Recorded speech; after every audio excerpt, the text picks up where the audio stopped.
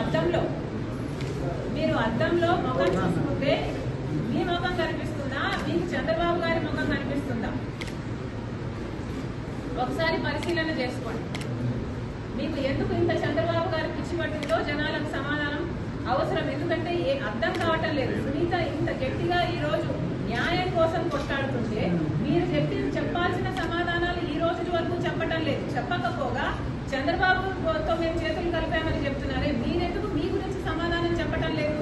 సాక్షి టీవీలో, సాక్షి ఛానల్లో heart attack అని ఎందుకు రాశారు? ఇల్లంతా రక్తమైతే, గొడ్డలి వేట్లకు బలైతే, ఆయన తలలోని ఎంకలు బయటకు వస్తే, ఆయన మెదడు బయటకు వస్తే, మరి సాక్షి టీవీలో హార్ట్ అటాక్ అని ఎందుకు చెప్పారు? దానికి సమాధానం చెప్పండి.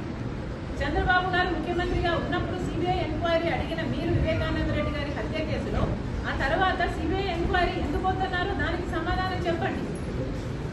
అమాయకంగా నిలబడి చూస్తున్నాడు, ఆధారాలు తుడిపేస్తుంటే అని మీరే మేనమామ గారే చెప్తున్నారే, మరి దానికి ఏం సమాధానం చెప్తారో చెప్పండి. ఇవన్నీ మీ హస్తం లేకపోతే, అవినాష్ రెడ్డి హస్తం లేకపోతే ఎందుకు దాచిపెట్టుకోవాలనుకుంటున్నారు? ఎందుకు సమాధానం చెప్పడం లేదు? 5 సంవత్సరాలు అవినాష్ రెడ్డిని ఎందుకు కాపాడారు?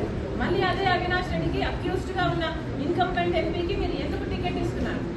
మీకు చంద్రబాబు గారు పిచ్చి పట్టిందేమో అని నాకు అనుమానంగా ఉంది. ఒకసారి అద్దం పంపిస్తున్నాను మీకు. దయచేసి అద్దంలో ముఖం చూసుకొని మీకు